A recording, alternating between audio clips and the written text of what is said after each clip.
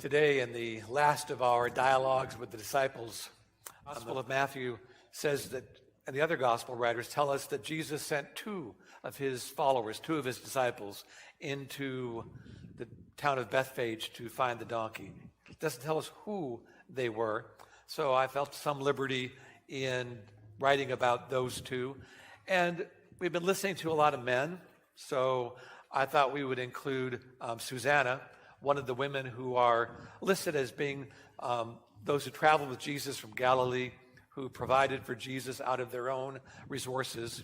And also one of the other disciples, James the Less, not the one who's the brother of John, but rather James. And it happens that two of my children are named James and Susanna, so they are starring in the video. So I invite you to listen to Susanna and James the Less.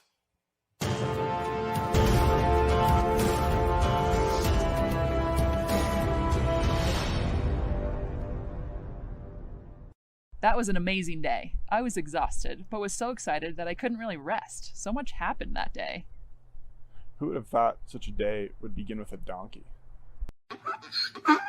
Well, actually, it began with Jesus. Jesus told us about the donkey. Okay, sure, but the donkey, a donkey. That donkey sort of let us know that day wasn't going to just be another day. Miracle after miracle. We went to Bethany expecting a funeral and got a miracle. Lazarus is alive. At the party, though, don't you just love parties? Mary did that thing with the perfume. It was like she was still ready for a funeral. You have way too much fun at parties. Ever since you saw Jesus in Cana at that wedding and saw how much food there was, we should call you James the Too Much.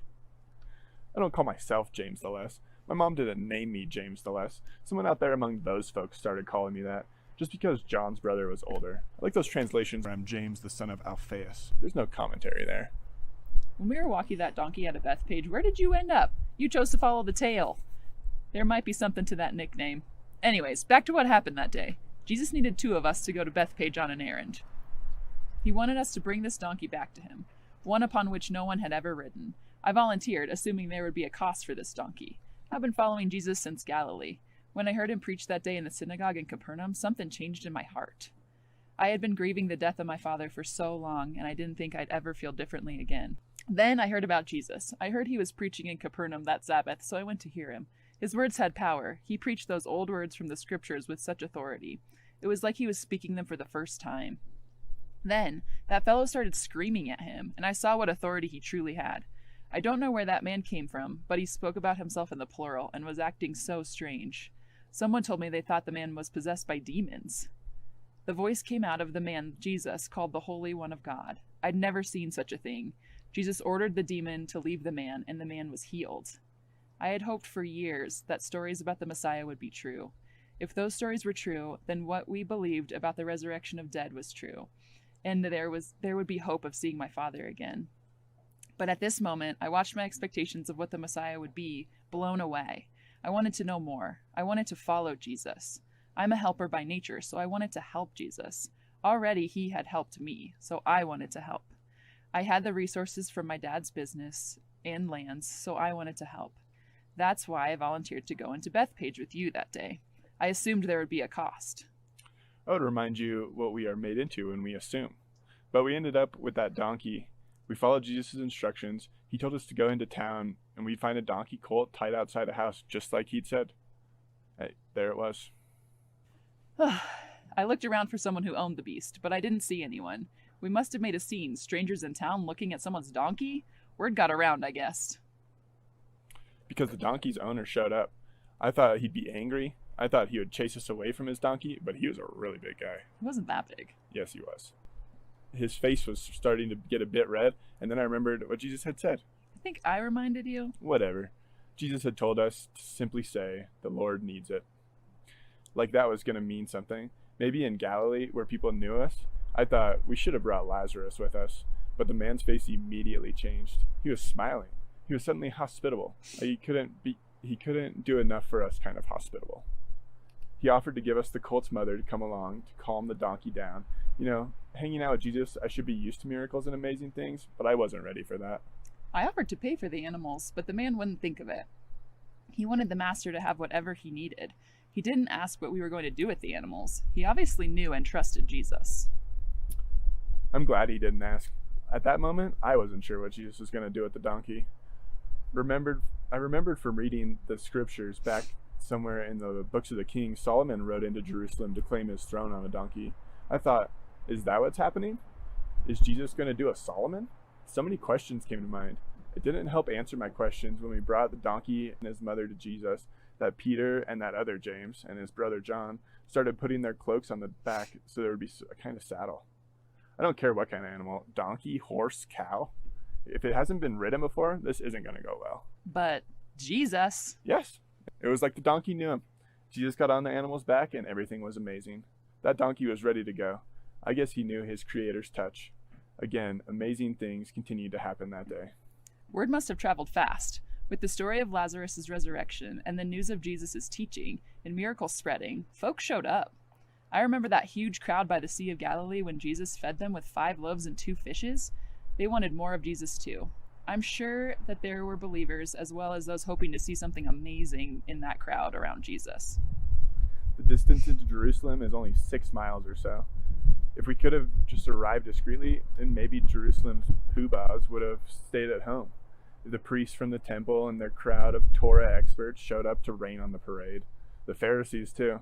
I guess they didn't think it was fair, you see, that Jesus should get so much attention. Really? You have to make jokes now. Yeah, that's more a joke my dad would make. Then the people started shouting. Some, I think, got the Solomon connection and were wanting to see what would happen next. Most, though, were caught in the moment and started shouting praises. I think Peter might have started with the hosannas. Ever since that moment in the Sea of Galilee, he's been focused on Jesus saving him from himself. Then I wouldn't be surprised if the singing started among some of the crowd from the temple, because they started singing verses from the Psalms of Ascent. We were headed for Jerusalem. We were headed for the temple. What a sight that was. All those merchants running for cover. I never saw people carry their heavy money bags so quickly. I know personally that Jesus doesn't have a problem with people having money. His concern was and still is about our hearts. The basic question is always, are you in charge of your stuff or is your stuff in charge of you? He put it so clearly when he said, you can't serve both God and money. His desire for our hearts is to be turned towards him, so he was so powerful that morning. He certainly didn't make many friends among those merchants that day. No doubt his enemies in the temple crowd made some fast friends after that. No doubt. Do you remember the story of Joseph and his brothers? Yeah, but what does that have to do with this? That was a happy ending when Joseph said, you meant it for evil, God meant it for good. James, pay attention to what you're saying. Jesus' enemies went and planned evil. They wanted the temple the way they wanted the temple. They wanted to read and apply the scriptures the way they wanted to. They didn't want children shouting Hosanna in the temple courtyard. The truth is, they didn't want the Messiah that God sent. They didn't want Jesus.